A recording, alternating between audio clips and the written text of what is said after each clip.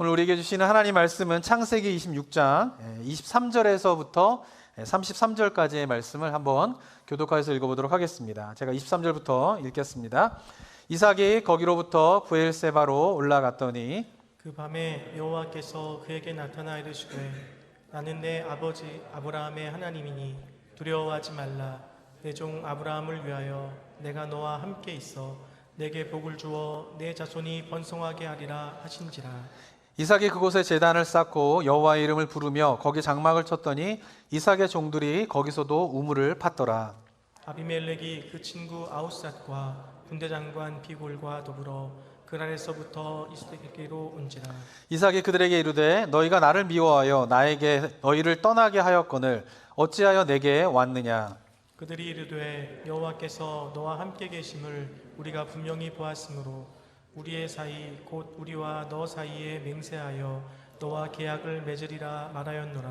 너는 우리를 해하지 말라. 이는 우리가 너를 범하지 아니하고 선한 일만 내게 행하여 내가 평안히 가게 하였음이라. 이제 너는 여호와께 복을 받은 자니라. 이삭이 그들을 위하여 잔치를 베풀매 그들이 먹고 마시고 아침에 일찍 일어나 서로 맹세한 후에 이삭이 그들을 보내매 그들이 평안히 갔더라. 그날에 이삭의 종들이 자기들이 판 우물에 대하여 이삭에게 와서 알리어 이르되 우리가 물을 얻었나이다 하매 33절 함께 읽겠습니다. 그가 그 이름을 세바라 한지라. 그러므로 그 성읍 이름이 오늘까지 브엘세바더라. 아멘.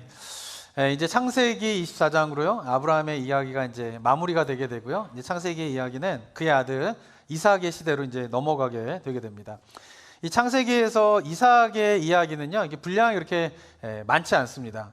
이삭이 이제 곳곳에서 이제 나오기는 하지만 오로지 이삭의 생애만을 다룬 장은 26장 한 장에 이제 불과하게 됩니다. 그래서 이 창세기 순서장 이제 24장을 했으면 25장으로 넘어가야 되는데요. 이삭의 이야기를 좀 다루기 위해서 25장을 빼고 지금 26장으로 좀 넘어왔습니다. 그리고 이제 이삭의 그 다음인 이제 야곱의 이야기를 다룰 때에 다시 한번 25장을 좀 다뤄보도록 그렇게 하도록 하겠습니다. 자, 그런데 이제 이삭의 이야기가 창세기에서 크게 분량을 할애해서 다루고 있지는 않지만 그렇다고 이삭의 생애가 중요하지 않은 것은 아닙니다. 아마도 성경의 인물 가운데에서 가장 모범적인 신앙생활을 한 사람을 꼽으라 그러면 그것은 이삭일 것입니다. 지난 몇 달 동안 우리가 살펴봤지만 아브라함의 생애가 어땠습니까? 결국에는 믿음의 조상으로 인정을 받게 되긴 하지만 그의 생애를 보면요 영적인 실수 투성이의 삶이 그의 삶이었습니다. 그런데 그의 아들 이삭은 그런 아버지와 같은 영적인 실수를 하지 않고 어렸을 때부터 성실하게 믿음과 순종의 삶을 살아온 사람이 이삭입니다. 그래서 우리가 지난번에 22장에서 살펴보았지만 모리아산에서 아브라함이 이삭을 제물로 바치려고 했을 때에 이삭의 모습이 어떻습니까? 그냥 묵묵하게 하나님 말씀에 순종하는 모습이 이삭의 모습이었어요. 근데 그 어릴 적에 그러한 모습이 자라가면서도 그렇게 하나님 앞에 순종하면서 믿음을 지키는 삶의 모습이 바로 이삭의 모습입니다. 그래서 만약에 우리가 궁극적으로 신앙의 목표를 삼는 그 모델로 누군가를 꼽는다라고 하면 저는 이삭이 되었으면 좋겠어요. 그래서 좀 영적인 실수가 이렇게 있지 않고 정말 하나님 앞에서 꾸준히 믿음을 지켜 나가면서 결국에는 하나님으로부터 아브라함과 같이 범사의 복을 받는 그런 이삭의 모습의 삶이 우리 성도님들의 삶의 모습이 되었으면 좋겠습니다. 자, 그러면서 이제 26장은요 이러한 이삭이 아브라함과 같이 하나님으로부터 복을 받는 내용이 26장에 보면 기록이 되어 있습니다. 아까 읽지는 않았는데요 오늘 26장 전체를 한번 살펴보게 될 텐데요 먼저 12절을 보면은 이렇게 성경이 기록되어 있습니다. 한번 12절 한번 읽어볼까요? 시작. 이삭이 그 땅에서 농사하여 그 해에 100배나 얻었고 여호와께서 복을 주심으로 그랄 땅에 거주하게 되었는데 이삭이 농사를 지으면 100배나 거두게 되었어요. 근데 그 모든 것들이 무엇 때문에 그렇게 됐냐라고 성경이 기록하고 있냐면은 여호와께서 복을 주셨기 때문에 그랬다라는 것이에요.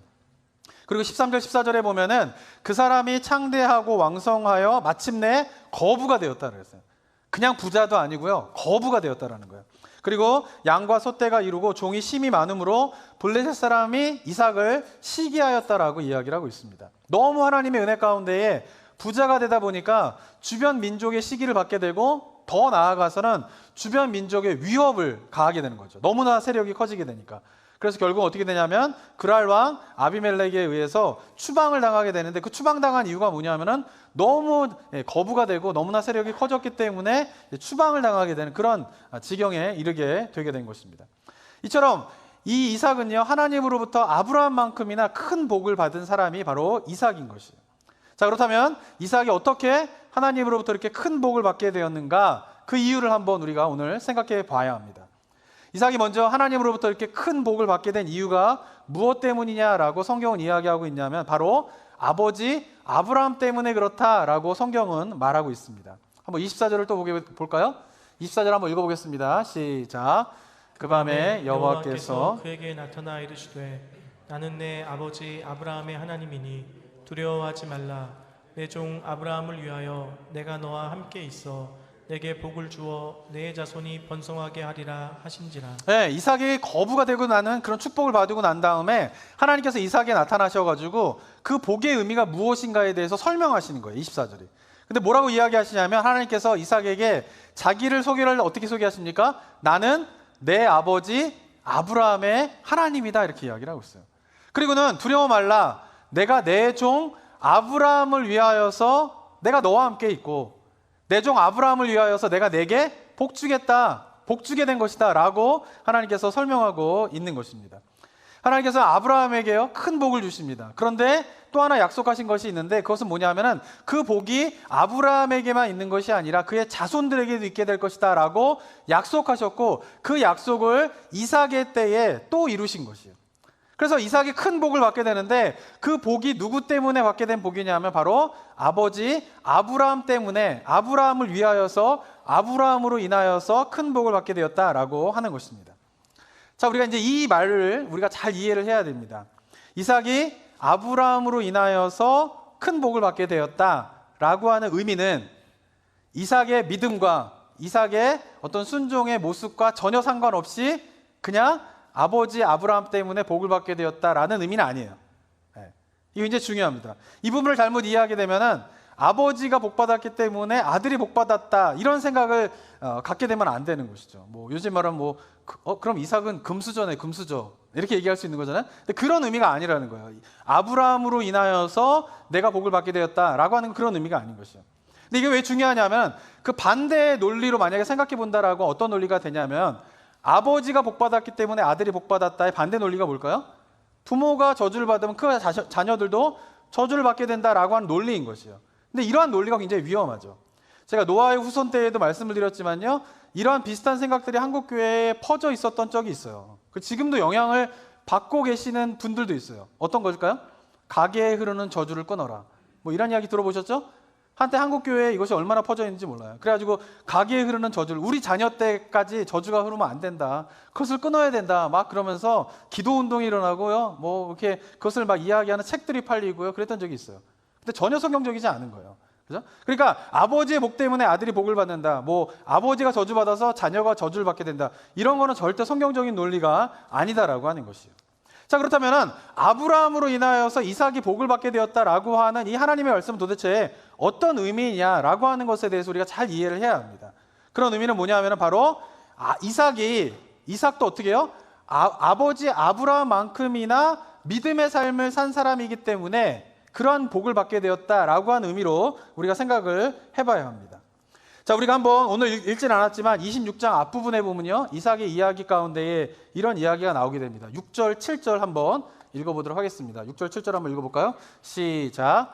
이삭이 그랄에 거주하였더니 그곳 사람들이 그의 아내에 대하여 물으매 그가 말하기를 그는 내 누이라 하였으니 리브가는 보기에 아리따움으로 그곳 백성이 리브가로 말미암아 자기를 죽일까 하여 그는 내 아내라 하기를 두려워함이었더라. 네, 이삭이 그랄 땅에 머무를 때에 아내가 너무 아름다워요. 그래서 어떻게 해요? 아내를 누이라고 말하게 됩니다. 누구의 이야기가 떠올리시나요? 아브라함이에요. 아브라함.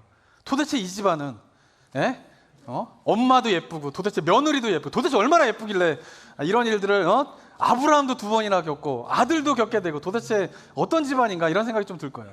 뭐 그 아버지의 그 아들이네, 이렇게 생각할 수도 있을 것 같아요. 아브라함도 어떻습니까? 애굽 왕에게, 그랄 왕 아비멜렉에게 2번이나 아내를 누이라고 하면서 아내가 뺏길 뻔한 그런 일들이 벌어졌죠. 그죠? 그런데 이삭도 어떻게 해요? 자기 아내를 누이라고 말하는 장면이 이삭의 이야기에 또 들어가 있어요. 왜 그런가? 이 부분을 우리가 한번 생각해 봐야 합니다. 자, 근데 이 본문에서 이야기하고자 하는 것은 이삭도 아브라함이 실수한 것과 똑같은 실수를 아들도 했다라는 것을 성경이 이야기하고 싶어서 이거를 기록한 건 아니에요. 왜냐하면 자세히 보면, 언뜻 보면 아버지도 아내를 누이라고 했고 아들도 아내를 누이라고 했다라고 하는 비슷한 상황이 벌어진 것 같지만 자세히 읽어보면 아브라함의 경우와 이삭의 경우가 다름을 알 수가 있습니다. 한번 8절부터 한번 볼까요? 8절에 보면 이렇게 기록되어 있습니다. 이삭이 거기 오래 거주하였더니 이삭이 그 아내 리브가를 껴안은 것을 블레셋 왕 아비멜렉이 창으로 내다본지라. 그랄 왕 또는 블레셋 왕 이렇게 이야기합니다. 이에 아비멜렉이 이삭을 불러 이르되 그가 분명히 내 아내건을 어찌 내 누이라 하였느냐. 이삭이 그에게 대답하되 내 생각에 그로 말미암아 내가 죽게 될까 두려워하였습니다. 아비멜렉이 이르되 내가 어찌 우리에게 이렇게 행하였느냐. 백성 중 하나가 내 아내와 동침할 뻔하였도다. 내가 죄를 우리에게 입혔으리라. 아비멜렉이 이에 모든 백성에게 명하여 이르되 이 사람이나 그의 아내를 범하는 자는 죽이리라 하였더라. 자, 보세요. 아브라함의 경우와 이삭의 경우가 비슷한 것 같지만 결정적인 차이가 있어요. 그것은 뭐냐면 아브라함은 애굽 왕에게 그랄 왕 아비멜렉에게 아내를 누이라고 말하게 되면서 그 왕들이 자신의 아내를 취하게 될 뻔한 일이 벌어지게 되는 것이에요. 그런데 이삭의 경우는 좀 다르죠. 그리고 아브라함이 애굽 왕에게 아비멜렉에게 아내를 누이라고 말하면서 아내가 빼앗길 만한 그런 상황이 벌어질 상황이 벌어지게 된 이유가 무엇 때문이냐면은 하나님께서 사라를 통하여서 아들을 낳을 것이다 라고 약속을 주셨는데 그 약속을 신뢰하지 못했기 때문이에요. 그 약속을 신뢰하지 않는 가운데에서 아내가 그냥 왕에게 빼앗겨도 어쩔 수 없다라고 하는 마음으로 아내를 누이라고 이야기를 한 것이에요. 그런데 이삭의 경우는 다르죠. 왕에게 그런 것이 아니에요. 오히려 어떻게 해요? 아비멜렉 왕이 어떻게 해요? 아내를 빼앗기지 않도록 어떻게 합니까? 사람들에게 칙령을 내립니다. 이 이삭과 리브가를 건드리지 마라. 아무도 건드리지 마라. 라고 어떻게 해요? 그들을 보호해주는 역할을 누가 하게 되냐면은 아비멜렉 왕이 그것을 해주게 되는 것이에요. 그래서 이 일로 말미암아 이삭은요 그 그랄 땅에 정착을 하게 돼요.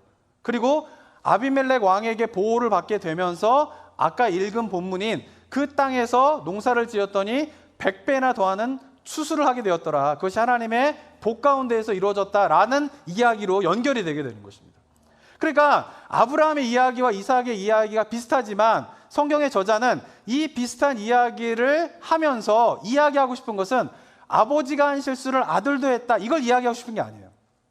아버지와 아들이 비슷한 상황 가운데 들어갔지만 그러나 아버지와 달리 아들 이삭은 그것이 오히려 하나님의 복을 받게 되는 계기로서 그러한 일들이 생겨나게 된 것이다 라고 하는 것이죠. 하나님의 은혜 가운데에서 아비멜렉을 통하여서 그들이 보호를 받게 되면서 결국에는 어떻게 해요? 하나님의 복을 받게 되는 그 시작점이 바로 그 사건이 되게 되었다라고 하는 것입니다.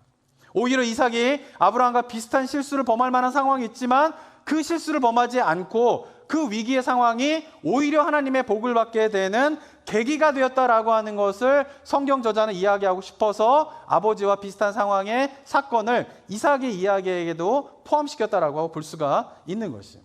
자, 이렇게 해석할 수 있는 또 하나의 근거가 있어요. 그것은 뭐냐면 왜 이삭이 그랄 땅에 가게 되었는가를 보면 알 수 있어요. 26장 1절과 2절을 보면 이렇게 기록되어 있습니다. 한번 읽어볼까요? 1절과 2절 말씀 한번 보도록 하겠습니다. 1절과 2절 읽겠습니다. 시작. 아브라함의 때에 첫 흉년이 들었더니 그 땅에 또 흉년이 들매 이삭이 그랄로 가서 블레셋 왕 아비멜렉에게 이르렀더니 여호와께서 이삭에게 나타나 이르시되 애굽으로 내려가지 말고 내가 내게 지시하는 땅에 거주하라. 네, 이삭은 아버지와 같은 경험을 또 하게 됩니다. 그것은 뭐냐면 흉년이 들게 되는 거예요. 아버지도 갈대아 우르를 떠나서 가나안 땅에 들어오게 되었을 때 얼마 지나지 않아서 흉년을 맞이하게 됩니다. 근데 아버지 아브라함은 흉년을 맞이하게 되자 어떻게 합니까? 하나님께 묻지 않아요. 그리고 어떻게 돼요? 그 가나안 사람들이 보통 흉년이 들게 되면 애굽으로 가서 곡식을 구하고 애굽에 잠깐 머물게 되는 그 삶의 방식을 따라서 그냥 하나님께 묻지 않고 애굽으로 가게 됩니다. 그런데 아들 이삭은 아버지와 같이 똑같이 흉년을 맞이하게 되는데 어떻게 합니까? 하나님께 묻는 거예요. 그래서 2절에서 어떻게 이야기합니까? 여호와께서 이삭에게 말하는 것이요, 너는 애굽에 가지 마라. 그리고 내가 내게 지시할 땅으로 가라. 그래서 머무른 곳이 어디냐면 그랄 땅인 것이에요. 그러니까 아브라함은 흉년이 들자 하나님께 묻지 않고 약속의 땅을 버리고 떠난 아버지인 거죠.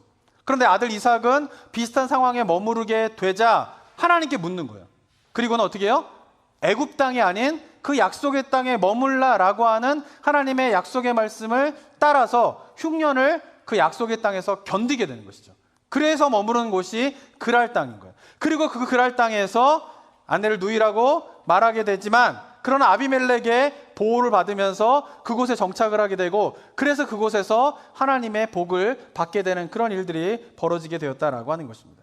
그러니까 성경의 저자가 이야기하고 싶은 것은 아버지와 아들 아브라함과 이삭의 이야기에 비슷한 이야기를 반복하면서 하고 싶은 이야기는 뭐냐면, 이삭은 아버지가 영적으로 실수하는 그런 상황에 아들도 겪게 되지만, 그러나 뭐예요? 아버지와 같은 실수를 하지 않고 하나님 앞에서 순종의 삶을 살아가게 되면서 하나님으로부터 아버지와 같은 큰 복을 받게 되었다라고 하는 것을 성경이 이야기하고 있는 것입니다. 자, 그러면서 우리가 여기서 중요한 영적인 교훈 하나를 우리가 깨달아야 하는 것이죠. 그것은 뭐냐면은, 부모가 하나님으로부터 큰 복을 받을 정도의 믿음의 삶을 살면 자녀도 복 받습니다. 근데 그것의 이유가 무엇 때문이에요? 자녀가 부모가 살아온 믿음의 모습을 보고 닮았기 때문에 그런 것이에요. 그러니까 아브라함으로 인하여서 이삭이 큰 복을 받게 되었다라고 하는 이 성경의 가르침의 핵심은, 이삭도 아브라함과 같은 복을 받게 되었다가 포인트가 아니에요. 포인트는 뭘까요? 아브라함이 하나님으로부터 큰 복을 받을 정도의 믿음의 삶을 살았는데, 그 아들도 아버지와 같이 하나님으로부터 큰 복을 받을 정도의 믿음의 삶을 그도 어떻게 해요? 살아갔다라는 거예요. 그러니까 결국 아브라함이 물려준 것은 복 그 자체를 물려준 것이 아니라, 아브라함 이삭에게 물려준 것은 무엇입니까? 믿음의 습관을 물려준 것이에요. 영적인 습관을 물려주게 된 것이에요. 그래, 영적인 습관을 아버지가 한 대로 아들도 하다 보니까 어떻게 해요? 아버지가 받은 복을 아들도 받게 되는 그러한 큰 은혜가 이삭과 아브라함의 가정 가운데 있었다라고 하는 것입니다. 사랑하는 성도 여러분, 우리의 자녀들이요, 하나님으로부터 복을 받기 위해서 필요한 것이 무엇일까요? 그것은 좋은 대학이 아니에요. 믿으십니까, 이거를? 믿어줘야 돼요. 이게 그리스도인 이 시대 가운데에서 믿어줘야 돼요. 대기업 들어가는 게 아들이 복 받는 길이 아니에요. 믿으십니까? 이게 믿어줘야 됩니다. 이 시대는 진짜 좋은 인맥을 구성하는 게 아들이 복 받는, 딸 얘기는 안 했구나 제가 지금.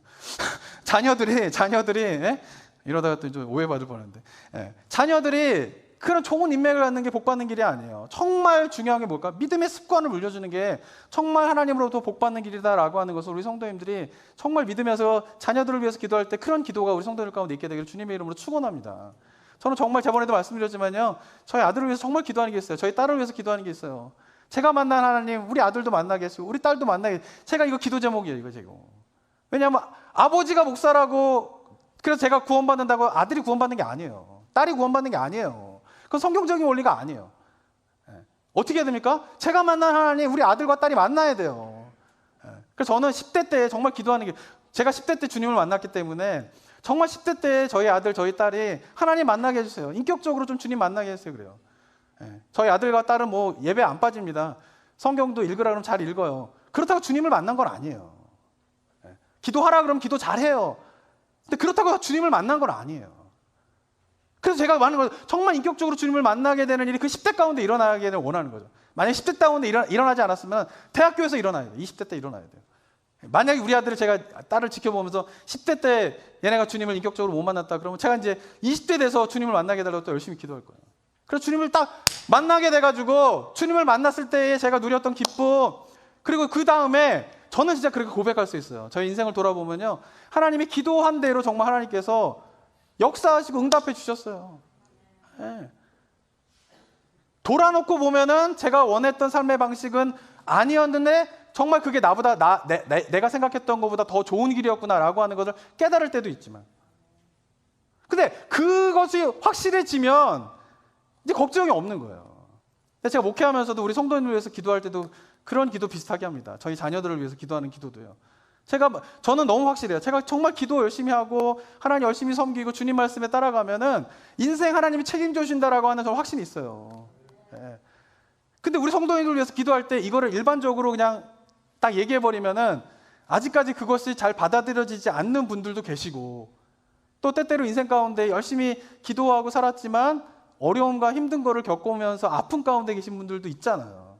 그래서 저도 답답한 게, 저도 누군가를 위해서 뭐 아픈 분을 위해서 좀 기도하거나 뭐 어떤 기도 제목을 갖고 좀 오랜 기도 제목을 가지고 기도하시는 분들 있잖아요. 그런 분들을 위해서 정말 기도하면 진짜 저도 막 답답해요. 막 제가 이제 그분한테 가가지고 제가 계속 기도하고 있어요, 이런 말도 못 하겠어요.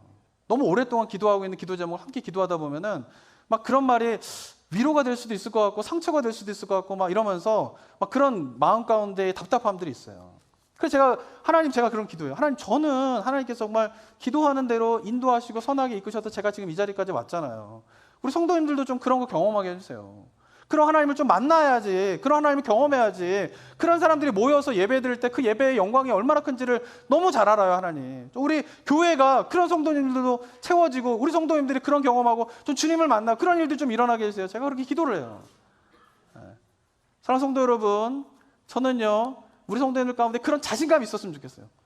내가 하나님 열심히 섬기고 믿었더니 정말 하나님이 나의 삶 책임져 주신다. 그러니까 우리 자녀도 정말 주님을 뜨겁게 만나고 주님 앞에 기도하면은 우리 자녀의 인생 하나님께서 책임져 주신다. 이런 자신감을 가지고 우리 자녀들을 바라보고 키우시고 기도하시는 우리 성도님들 되시길 주님의 이름으로 축원합니다. 아브라함으로 인하여서 이삭이 하나님으로 복을 받았다라고 하는 그 성경의 의미가 얼마나 놀라운 것인지를 우리가 깨달으면서 우리도 동일하게 그러한 이삭과 아브라함과 같은 복된 인생이 우리 성도님들의 삶의 모습이 되시기를 주님의 이름으로 축원합니다. 네. 이삭이 하나님으로도 복을 받게 되는요 두 번째 이유가 오늘 본문에 보면 나오게 됩니다. 한번 19절부터 한번 읽어보면요, 19절 20절 한번 읽어보겠습니다. 19절 20절 읽겠습니다. 시작. 이삭의 종들이 골짜기를 파서 샘 근원을 얻었더니 그랄 목자들이 이삭의 목자와 다투어 이르되 이 물은 우리의 것이라 하매 이삭이 그 다툼으로 말미암아 그 우물 이름을 에색이라 하였으며. 네, 아비멜렉 왕이 이삭이 너무 거부가 되니까 쫓아내게 돼요. 그래서 이삭이 거할 곳을 찾다가 간 곳이 어디냐면은 아버지 아브라함이 그랄 땅에 머물었을 때 아버지가 판 우물이 있던 곳이 있었어요. 근데 거기를 블레셋 사람들이 다 메워놨는데 그곳에 다시 가서 그 우물을 다시 이제 살려냅니다. 그게 샘의 근원이에요. 샘의 근원이라고 하는 이름이 붙게 되는 것이죠. 그래서 그걸 얻게 돼요. 그래서 거기 정착하려고 했는데 어떻게 합니까? 그랄 목자들이 찾아와서 그 우물은 원래 자기 거라는 거예요. 그러면서 오랫동안 사용하지 않던 우물을 이삭이 파서 다시 우물을 살려냈는데 그거 우리 거라고 하면서 빼앗으려고 하는 거예요. 근데 이삭이 어떻습니까? 그러니까 주고 떠납니다. 그리고 21절에 보면은 또 다른 우물을 봤더니 그들이 또 다툼으로 그 이름을 심나라 하였으며 이삭이 거기서 옮겨 다른 우물을 봤더니 그들이 다투지 아니하였으므로 그 이름을 르호봇이라 하여 이르되 이제는 여호와께서 우리를 위하여 넓게 하셨으니 이 땅에서 우리가 번성하리로다 하였도다 하면서 어떻게 해요? 세 번째의 우물을 파고 난 다음에 그곳에 정착하게 돼요. 이 시대의 우물은 굉장히 중요하죠. 왜냐하면 생명의 원천이 우물이잖아요. 우물이 있어야지 정착할 수 있어요. 물이 없으면 정착할 수가 없는 거예요. 이미 마을이 형성된 데에는 우물이 있죠, 당연히. 마을이 있는데 우물이 없는 곳은 없습니다. 그죠? 우물이 있어야 마을이 형성되기 때문에. 근데 그 마을에서 쫓겨나가지고 이제 삶에 정착할 곳을 찾던 이삭이 우물을 만났는데 그 우물을 빼앗는 거예요. 그리고 어떻게 해요? 또 떠나요. 두 번째 우물도 팠는데 어떻게 해요? 또 오더니 그랄 목자들이 그것을 또 뺏는 거예요. 그러니까 어떻게 합니까? 또 거기를 버려두고 또 이동을 하게 돼요. 그래서 세 번째에 이르렀더니 더 이상 그랄 목자들이 와서 시비를 걸지 않으니까 그곳에서 정착을 하게 됩니다. 자신의 거라고 주장하는 그랄 목자들에게 우물을 주고 떠나는 이삭의 모습이 어떻습니까? 좀 무기력해 보여요. 한판 싸움이라도 해야지. 이게 왜 네 거야? 내 거지. 내가 팠는데 니네 오랫동안 건드리지도 않았잖아. 그래 너 줄게. 그리고 다음번에 또 가면은 그 사람들이 또 온단 말이야. 야 지난번 너한테 줬잖아. 근데 또 달라 그러면 어떡해. 그래서 막 싸워야 될 거 아니에요? 이삭은 싸우지 않아요. 그냥 달라 그러면 주고 딴 데 가서 우물 팠더니 또 달라 그러면 주고, 세 번째 우물을 팠는데 만약에 세 번째 우물가에도 와서 이 사람들이 달라 그랬으면요, 이삭은 제가 볼 땐 그 우물을 또 주고 또 떠났을 거예요. 어떻게 보면 되게 어리석고 세상적인 관점으로 보면 바보 같고 왜 이런 짓을 하는지 이해할 수 없는 모습이 바로 이삭의 모습입니다. 그런데 이삭은요, 그렇게 우물을 달라 그런 사람들에게 준 것이 무기력하거나 힘이 없어서 그냥 빼앗긴 게 아니에요. 제가 볼 때는. 무엇 때문이냐면 바로 그는 다투려고 하는 자들과 다투지 않고 자기의 것을 양보하는 것이 이삭의 모습이라고 저는 생각을 하게 됩니다. 인도에 우리 성도님들 잘 아시는 테레사 수녀라고 하는 분이 계십니다. 이 테레사 수녀님은요, 인도에 있는 캘거타라고 하는 곳의 빈민촌에서 평생을 사역하신 분이에요. 근데 이분은 원래 인도 출신이 아닌데 인도에 이제 수녀로서 선교 여행 같은 거를 왔다가 이 캘거타 빈민촌에 방문을 하게 됩니다. 그러면서 거기서 이제 충격적인 장면을 보게 돼요.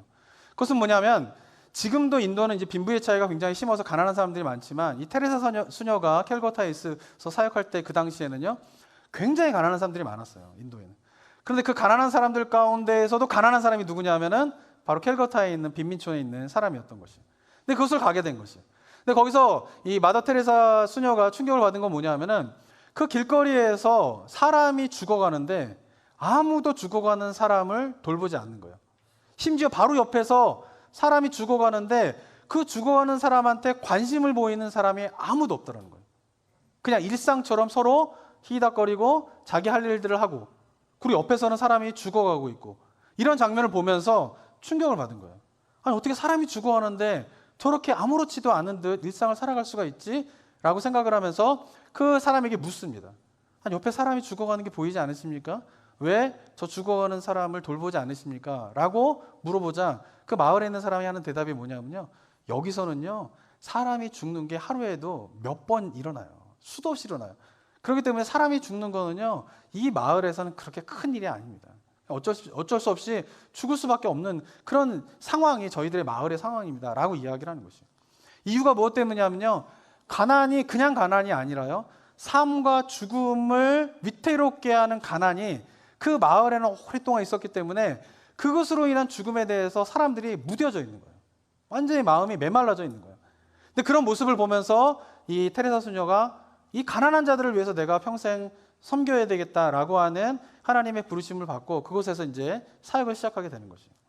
근데 그러던 어느 날 어떤 예화가 있는데, 그것은 뭐냐면은 테레사 수녀가 거기서 사역하는 동안에 어떤 이 떨어진 지역에 어떤 여자가 아이를 낳고 키우는데 남편이 없어가지고 그 아이를 키우는 가운데 있는데 며칠 동안 먹을 것이 없어서 굶주려서 이제 엄마도 그러고 애들도 다 굶어 죽게 생겼다라고 하는 소식을 듣게 됩니다. 그래가지고는 자기가 가지고 있는 먹을 거를 가방에 이렇게 쌓아가지고 그 여인을 찾아가게 돼요. 그래서 그 여인을 찾아가면서 그 먹을 것을 건네주면서 테레사 수녀가 생각했던 건 뭐냐면 이 여자가 빨리 이것을 받아가지고 부엌에 가서 요리를 해가지고 자기도 먹고 아이들도 먹고 그런 장면을 좀 지켜볼 것을 기대하면서 그 여인에게 이제 먹을 것이 담겨진 가방을 준 것이에요. 근데 이 여인은 며칠을 굶은 여인이 힘이 없이 그 테레사 수녀가 주는 가방을 딱 받아들더니 딱 열어서 먹을 거를 보더니 먹을 거를 갑자기 막 꺼내면서 다른 가방에다 막 담더래요. 이렇게. 그리고는 어느 정도 담고 난 다음에 그 가방을 들고 밖으로 나가더래요. 그래서 테레사 수녀가 왜 빨리 지금 요리를 해가지고 애들을 먹이지 않고 지금 어딜 가나 생각하면서 그 여인을 지켜봤답니다. 그리고 얼마 시간이 좀 지나고 난 다음에 그 여인이 돌아오는데 가지고 나갔던 가방은 없이 빈손으로 돌아오는 거예요. 그래서 테레사 수녀가 물었대요. 도대체 어딜 갔냐? 어디 갔다 온 거냐? 그랬더니 여인이 하는 말이 뭐냐면은 자기 친구가 있는데 그 친구도 남편이 없이 아이를 키우고 있는데 거기도 지금 며칠째 굶어서 다 죽게 생겼다는 거예요. 그래서 내가 받은 먹을 거를 좀 나눠주려고 거기 갔다 왔다라고 이야기를 하는 거예요. 근데 이 장면에 테레사 수녀가 충격을 받아요. 그것은 뭐냐면은 자기의 먹을 것을 단순히 나눠줬다라는 데에 충격을 받은 게 아니에요. 이 테레사 수녀가 충격을 받은 건 뭐냐면은 이 사람은 지금 죽음의 고통에 직면한 사람인 거예요.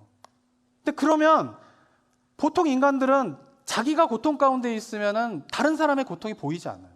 그게 인간의 속성인 것이에요.